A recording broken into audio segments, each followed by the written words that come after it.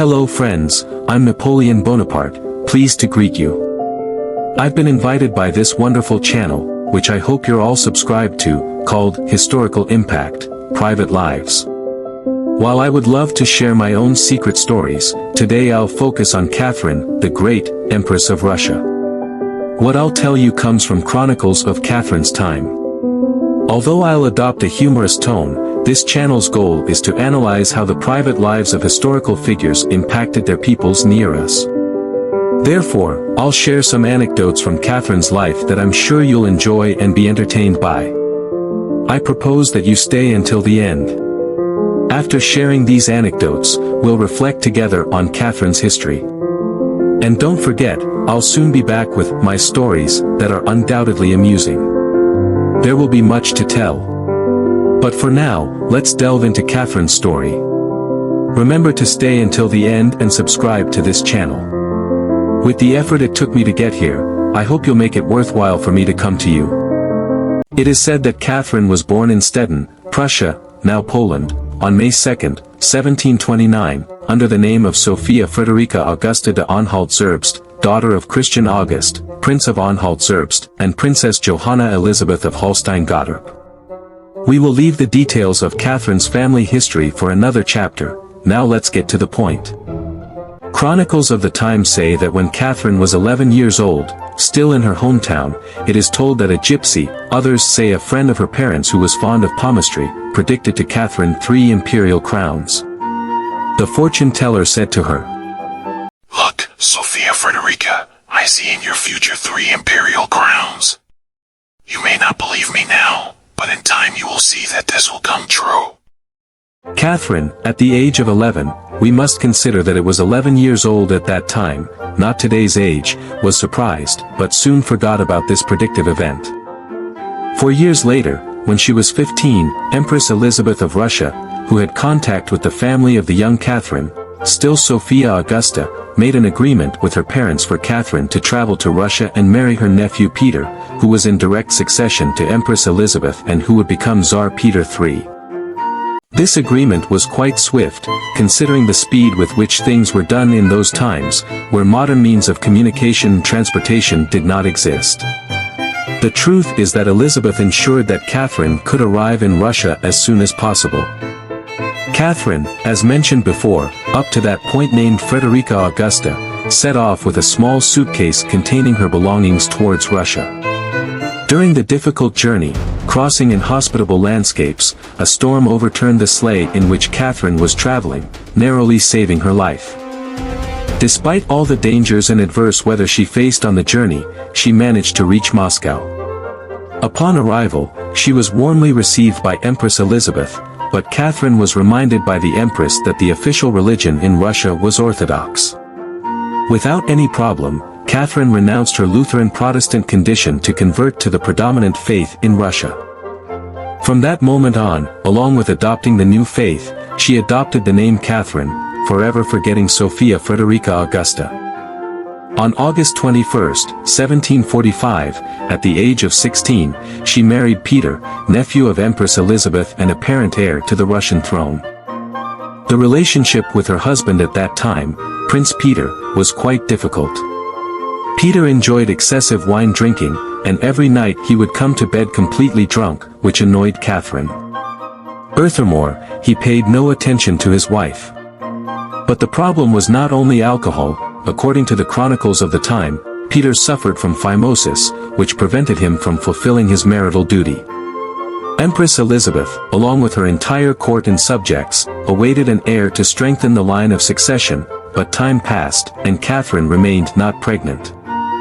The chronicles recount that almost 8 years passed, and the situation remained the same. Peter, with his alcohol problem and another more intimate issue, and Catherine, who could not conceive the long-awaited heir of the Romanovs. It is also said that Catherine remained a virgin. One day, the Grand Chancellor Bestuzhev, highly respected by Empress Elizabeth and her court, appeared before Catherine to indicate that the government had decided she needed a lover.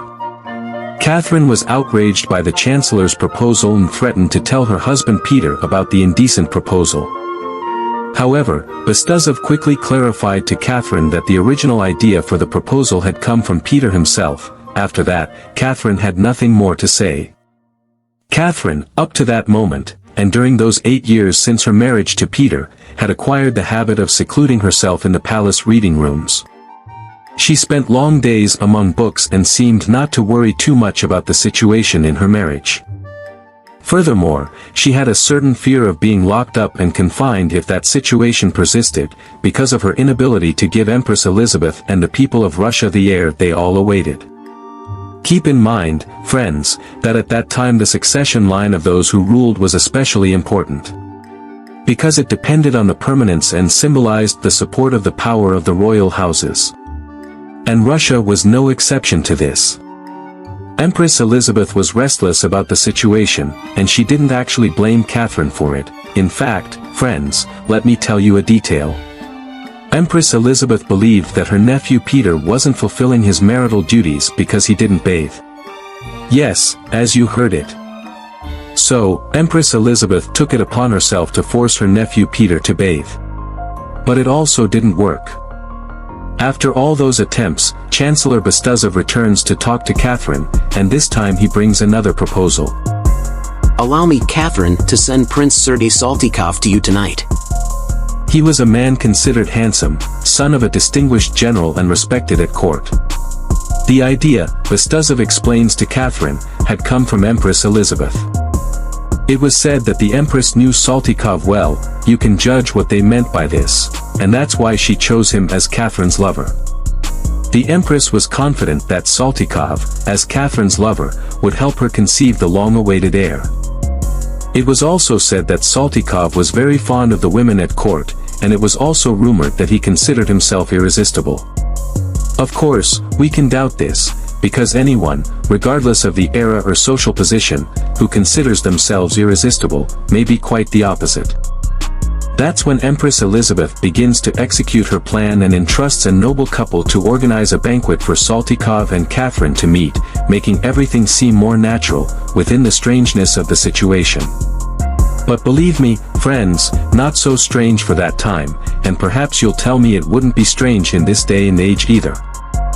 That's when Catherine and Sergei meet, and he becomes Catherine's first lover. Yes, as you heard it. But time passes, and although Catherine and Sergei had a lover's bond, she doesn't become pregnant. So Empress Elizabeth, seeing that her plan wasn't yielding results, decides to intervene with the family doctor to arrange for Peter to undergo surgery for that physical problem that prevented him from fulfilling his marital duty. Of course, Peter resists being operated on, and then, one night, taking advantage of Peter being heavily intoxicated, they operate on him without his realizing it. All at the direction of the then Empress of all Russias, Elizabeth. After it's done, time passes, and everyone at court is eagerly awaiting the results. The point is that finally Peter manages to consummate his marriage with Catherine, and she proudly becomes pregnant. This was a great joy, especially for Empress Elizabeth, for all that I've already told you. That's when the first child and heir of the Romanov family is born, the product of the then Prince Peter and Catherine. They name him Paul.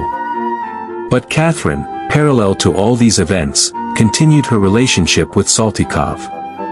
And this began to bother Empress Elizabeth herself, who had facilitated that meeting, and so, along with her ministers, they decide that it was no longer convenient for Russia's interests and decide to send Saltykov out of Moscow, as the Empress's representative in another territory. Catherine wasn't happy with her husband Peter, so, now with more experience, she finds herself another lover who was Stanislaw August Poniatowski, who was still unmarried, and she becomes pregnant again. I couldn't tell you exactly by whom, but she got pregnant, and Poniatowski, like Saltykov, is sent to a destination outside of Russia. Catherine didn't cease her love conquests and falls in love with another military man named Gregory Orlov, who was actually considered very fond of frequenting the women of the court, but had a reputation for being very rough and rude. Catherine becomes pregnant again, making it 3 children, but this time Peter did not take Catherine's pregnancy well.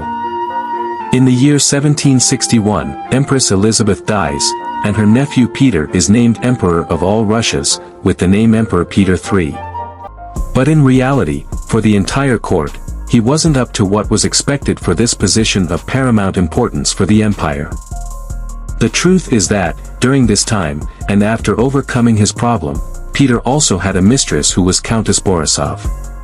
Peter demanded that the court treat his mistress with more respect than his own wife Catherine.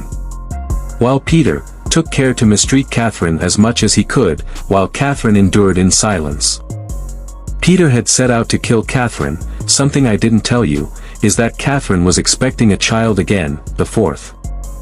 Of course, Catherine continued her relationship with Orlov, and taking advantage of the disbelief the court had about Tsar Peter, Catherine begins to use her influences in the court and has Orlov appointed treasurer of the artillery.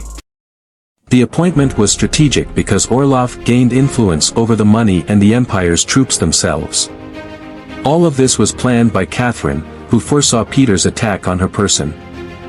So it was, that between Catherine and Orlov, they began to plan to overthrow Tsar Peter, who lacked political support within the court of ministers and influential people. One night, during an official banquet, Peter insulted his wife Catherine. Those present that night realized that something irreparable had happened. Peter, in his eagerness to attack Empress Catherine, confided in a friend his decision to arrest Catherine.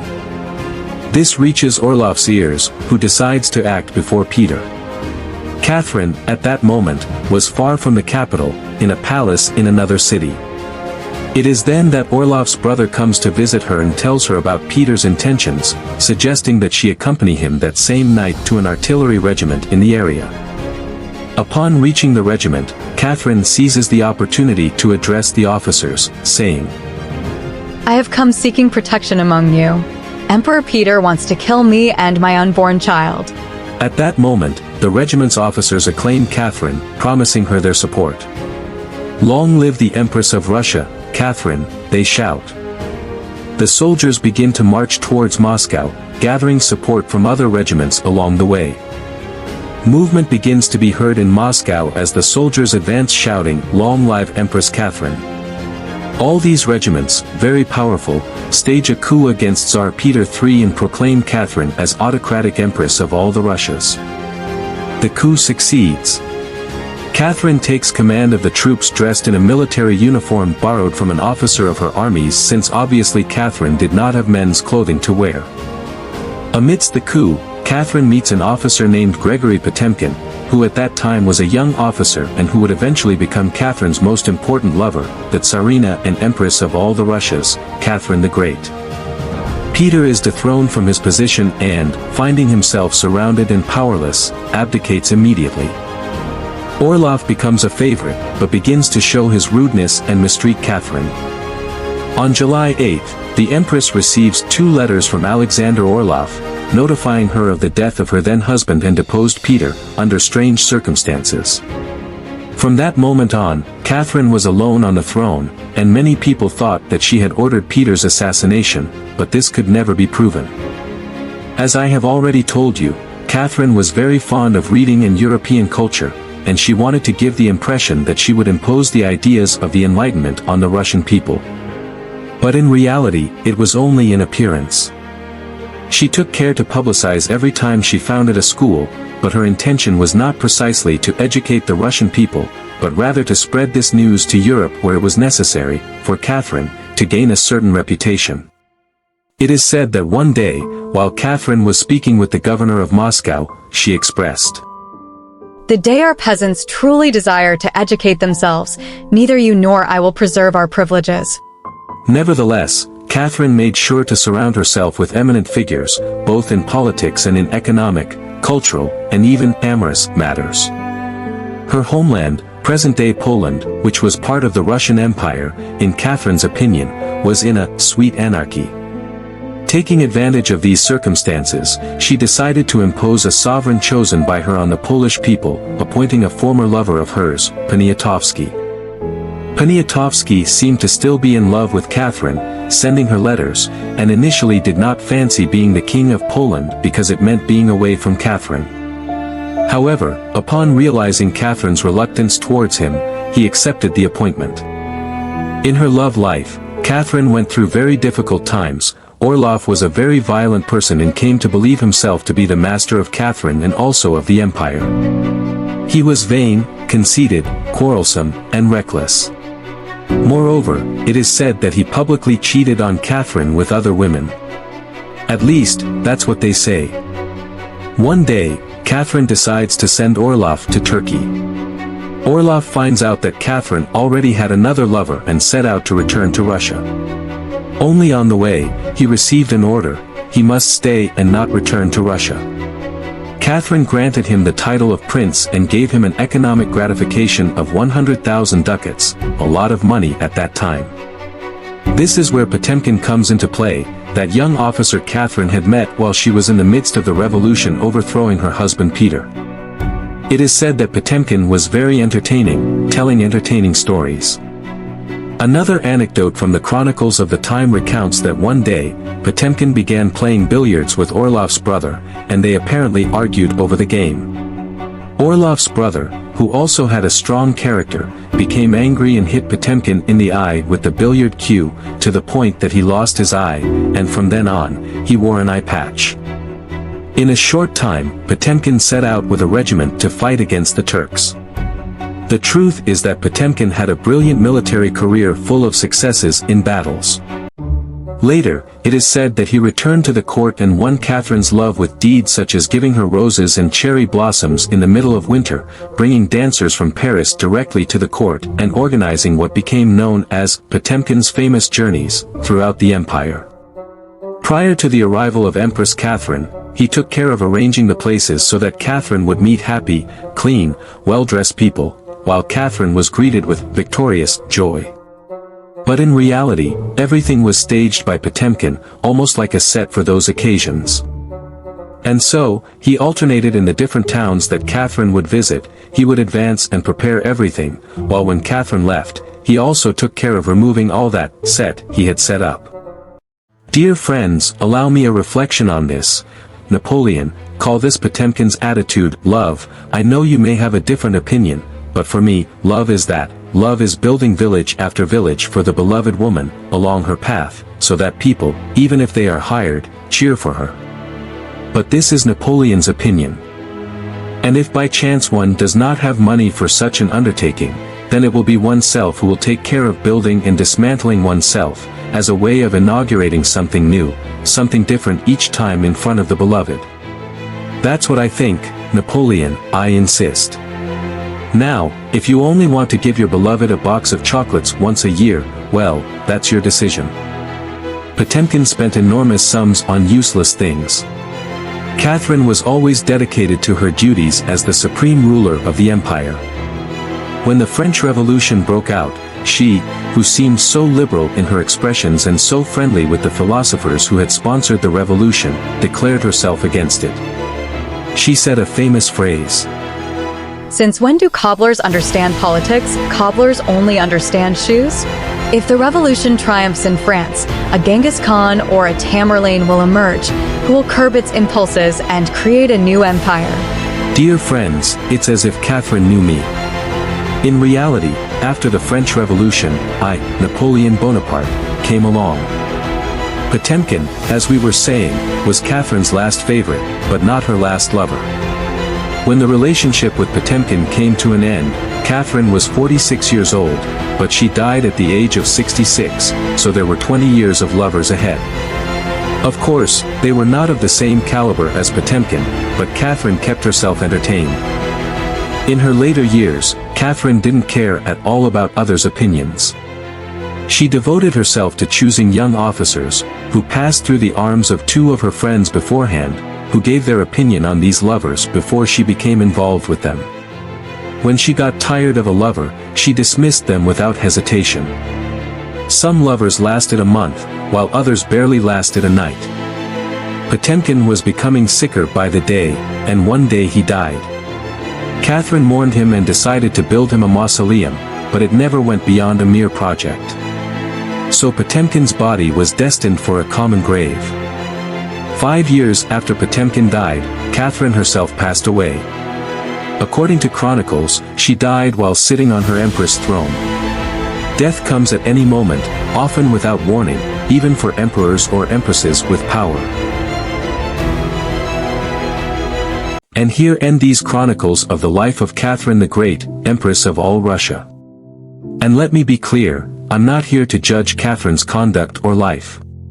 Because I too had my stories.